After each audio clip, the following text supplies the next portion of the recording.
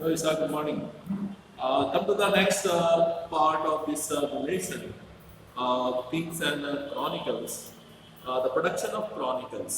इससे पहले भी बता चुका हूँ कि Chronicles एक सिस्टमेटिक ऑर्डर में उस समय की जो भी घटनाएं मुगल पीरियड में घट रही थी उसको सिस्टमेटिक एक ऑर्डर में लिखा जाता था और ये एक कई जगह से इसको जस्टिफाई करके लिखा जाता था कि कोई ऐसी चीज़ें इसमें ना चली जाए और लास्टली ये एक समय की चीज़ को समझने का एक बहुत इम्पोर्टेंट सोर्स भी है.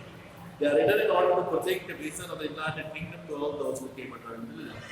और ये लिखने का एक और मकसद था कि सारे जो मुगल टेरिटरी के अंदर जो लोग भी आते थे उनको ये सब चीज़ें पता रहे और एक चीज़ और भी था कि अगर कोई इसके खिलाफ कोई करेगा तो उसको कुचल दिया जाएगा या दबा दिया जाएगा. Also, the rulers wanted to ensure that there was an account of the rule for posterity. और ये भी था कि वो चाहते थे कि इस चीज़ से बहुत सारी चीज़ें जो है वो मुगल कोड के बारे में जब लिखी जाती थी तो जो अगर कोई अगेंस्ट में भी था तो वो लोग जल्दी सर नहीं उठाते थे और इसकी वजह से काफ़ी शांति रहती थी. The authors of Mughal Chronicles were really courtiers. ये अधिकतर दरबारी हुआ करते थे यानी दरबार में रहते थे और रोज की घटनाओं को देखते थे कि कौन कोर्ट का जो मेंबर है क्या कर रहा है और हमारा जो एडमिरल है वो क्या कह रहा है उस चीज़ों को बड़ा माइनरली इसको रिकॉर्ड किया थे. The stories of the road focus on events centred on the ruler और इसमें क्या होती थी उसकी फैमिली रूलर्स की और कोर्ट और नॉबल्स जो उच्च अधिकारी थे वो सब उनके ऊपर थे. वॉर्स युद्ध का भी इसमें होता था एंड एडमिनिस्ट्रेटिव अरेंजमेंट्स और शासन कैसे चलाई जाती थी इसके लिए भी इसमें लिखा है. द टाइटल सच और इसको टाइटल दिया जाता है इसकी किताब को सच जैसे अकबरनामा शाहजहांनामा आलमगीरनामा जिसे स्टोरी ऑफ अकबर शाहजहां आलमगीर यानी आप इस नाम से समझ सकते हैं कि किस किंग के बारे में ये इसमें डिटेल है. Such that in the eyes of the rule, the history of the empire, the court was silenced with that of empire from Turkish to Persian. अधिकतर जो मुगल रूलर थे ये टर्किश हुआ करते थे और धीरे धीरे जब इंडियन बाद में जो इससे पहले मुगल बाबर के आने से पहले जो बाकी सल्तनत थे वो लगभग टर्किश हुआ करते थे. Flourish as the language of the court and the literacy writings alongside North Indian language, especially Hindi and the regional language. As the Mughals were Chagtai Turks, क्योंकि मुगल जो थे वो इनका डिसेंडेंट थे वो तुर्क से रिलेट करते थे. Turkish was there mother tongue और इनकी जाहिर सी बात है इनकी भाषा तुर्किश हुआ करती थी.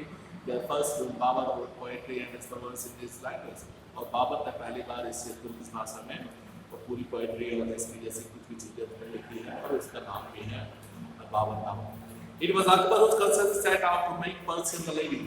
ये अकबर के समय में पर्शियन भाषा को इंट्रोड्यूस किया गया मुगल कोर्ट में. Cultural intellectual context with Iran क्योंकि मुगल के जो संबंध थे वो ईरान से कल्चरल भी थे और इंटेलेक्चुअल कॉन्टेक्स्ट भी थे as well as a regular stream of Iranian and central Asian minds in position in the Mughal court.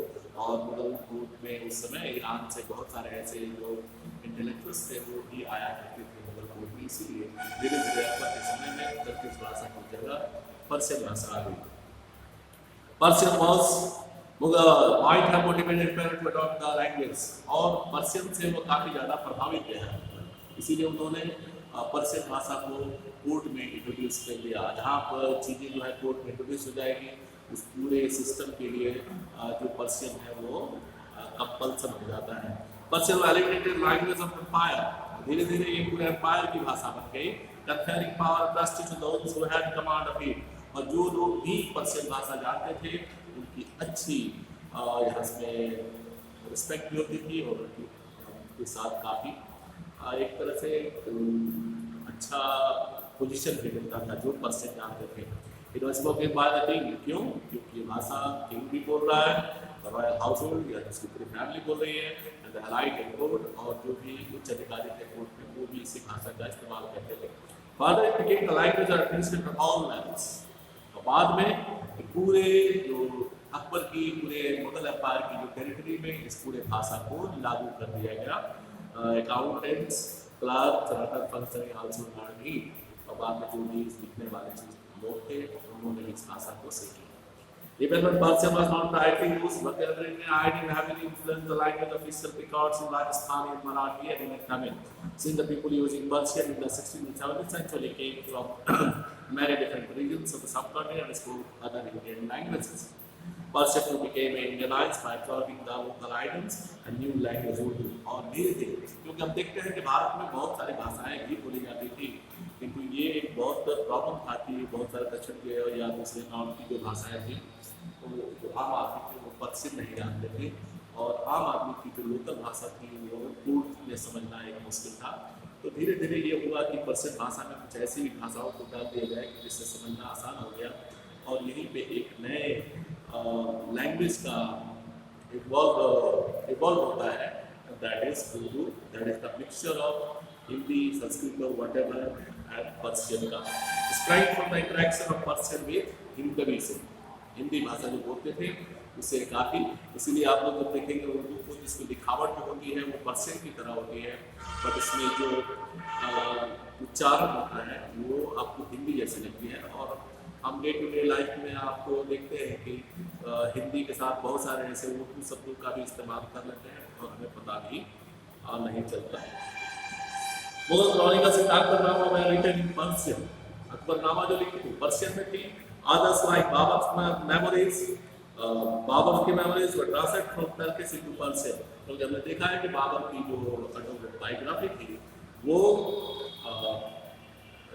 Turkish भाषा में थी, इसको फिर से पर्शियन में ट्रांसलेट किया गया बाबरनामा के नाम से। Translation of Sanskrit text is Mahabharata, और उसी समय महाभारत और रामायण को भी पर्शियन भाषा में ट्रांसलेट किया, संस्कृत में हुआ करते थे।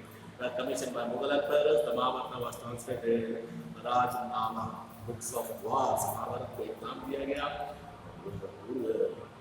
पर्शियन में Razmnama, Razmnama. Making of manuscript, अब सारी चीज़ें घटनाएं हो रही हैं और इन चीज़ों को जो इसके लिए आदमी भी कोर्ट में रिपोर्ट थे और हर चीज़ों को देखा करते थे और डे टू डे चीज़ों को नोट होते थे और उसकी एक डायरी बनाई जाती थी और उसको काफ़ी सलीके से इस किताब खाना कहते हैं, इसको आप लाइब्रेरी भी समझ सकते हैं, उसमें स्टोर किया जाता था।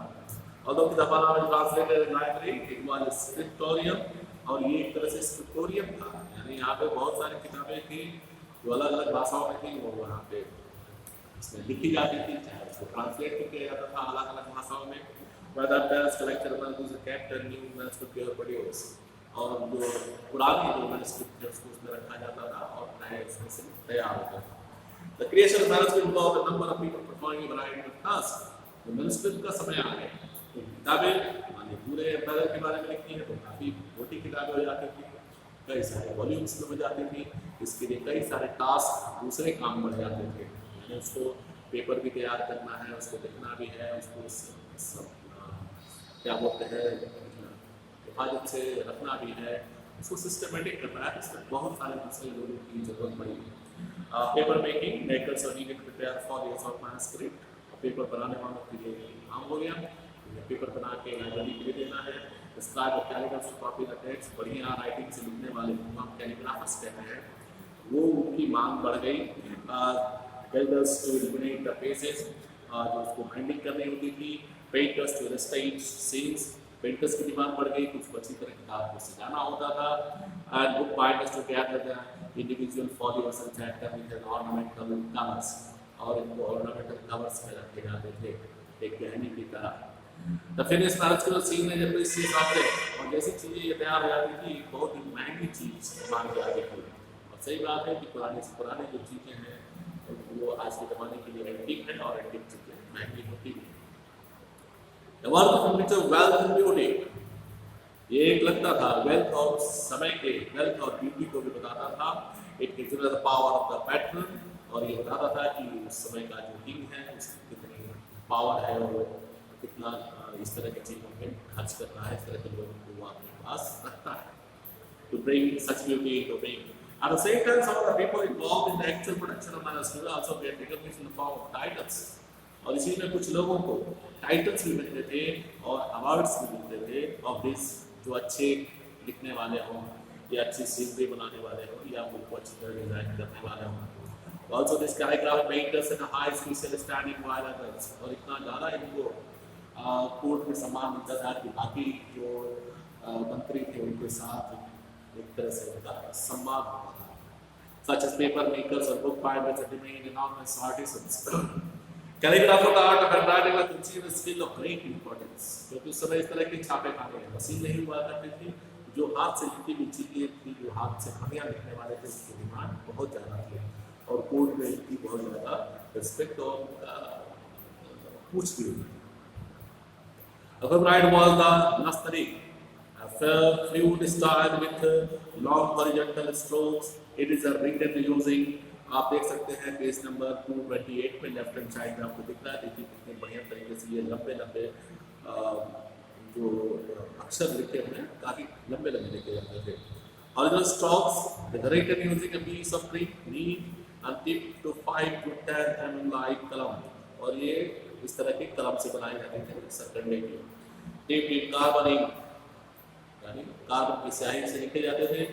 The nib of the column usually is linked in the middle to facilitate the absorption of ink, और जो कलम होते थे जैसे आजकल के फाउंटेन पेन होते थे उसके बीच में वो फटा होता था, इसमें थोड़ी देर तक की स्याही रुकी रहे। अब इसके बाद आते हैं कि पेंटेड इमेज। अब किताब को थोड़ा सुंदर बनाना है तो अब जैसे लोगों की भी डिमांड बढ़ गई, जो अच्छी तरह चित्रकारी या फूल पत्तियाँ या वटेवर जो बना सकते थे उनकी डिमांड, तो पेंटर्स की डिमांड बढ़ गई। और उसके बाद उन्होंने जगह जगह किताब को और रोचक बनाने के लिए, इंटरेस्टिंग बनाने के लिए बीच बीच में कलर्ड पेज भी डाले गए, जिससे कि किताब और फिगर्स भी बनाए गए, जिससे किताबें और ज़्यादा इंटरेस्टिंग बन जाए, और इसके लिए इनकी भी डिमांड बन गई। The historian Abul Fazl described painting as a magical art. Abul फजल जो अकबर का लिखने वाला, उसने लिखा कि पेंटिंग को एक मैजिकल आर्ट बताया उसने।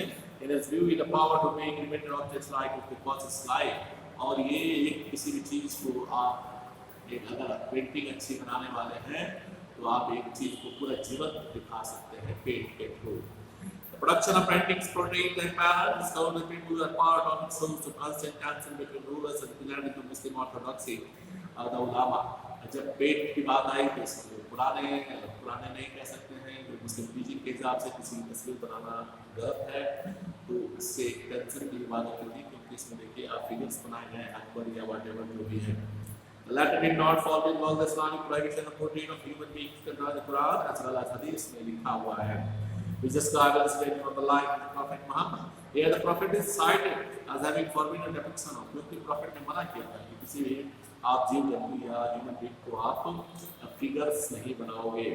It would be suggest that the artist was seeking the power of creation. इससे ये लगता था कि जो पावर ऑफ क्रिएशन है उससे आप इसकी बराबरी आप करें। This was a function that was believed to be exclusive to God, और सिर्फ क्योंकि किसी को क्रिएट करना जो है वो गॉड के हाथ में है। Yet in protection of Sharia change, बाद में शरिया में भी चेंज हुई और बहुत सारे चेंजेस उसमें आ गए, और understanding of tradition that was said to political needs, और जो रूल करने में जो अब क्या है कि शासन चलाने के लिए क्या क्या व्यवस्था है उसको अपने हिसाब से चेंज किया गया। मुस्लिम रूलर्स इन मैनी ऐसे religions during centuries of part making regular commission artist to paint their portraits scenes of life and things, और ऐसे बहुत सारे लोग पेंटर्स थे तो कमीशन मिलता था। कमीशन का मतलब है कि एक अच्छा ओहदा मिलता था, पद मिलता था, और उनकी काफ़ी ज़्यादा उसमें रिस्पेक्ट थी। The Safid kings of Iran, for example, recognized the finest art. सफीद जो ईरान के किंग्स थे उन्होंने कई सारे इस तरह फाइनेंस आर्ट को पैटर्नाइज किया, उनको संरक्षण दिया। वो paint workshop setup of food, the names of painters such as the hijab continued spreading the culture favors of court far and wide, और जिसने पूरे सफेद कल्चर को पूरे पेंटिंग के पूरे दुनिया में फैला दिया। आर्टिस्ट फॉर ईरान में इंटर वही टू मुगल, और जैसे आर्टिस्ट जो बड़े बड़े थे ईरान के, जब उनको पता चला कि मुगल कोर्ट में इस तरह के पेंटर्स की काफ़ी ज़्यादा डिमांड है, वो भी मुगल कोर्ट की तरफ आने लगे। Some were brought to the Mughal court in the case of Mir Said Ali and Abbas Samad, who were made to accompany Emperor Humayun to Delhi, and others migrated in search of cultural wealth, patronage and prestige. तो इसमें से कुछ नाम हैं जो हुमायूं क्योंकि जो भागा था ईरान से संस्कृति के समय कुछ लोग आ गए थे, कि बाद में और भी लोग आए कि अपॉर्चुनिटी की तलाश में मुगल कोर्ट की तरह। The conflict between the emperors and person of order from the Muslim point and Christian visual outlining the source of dance and the Mughal court. Akbar's court historian Abul Fazl cites the apparel saying, there are many that hate painting, but such a man I dislike. और इसमें कहा है अकबर ने अबुल फजल के हिसाब से कि ऐसे बहुत सारे लोग हैं जो पेंटिंग को मना करते हैं, उनको पसंद नहीं करता. It appears to me that an artist was the easy way of determining God, and he must come to feel that he cannot customize his work.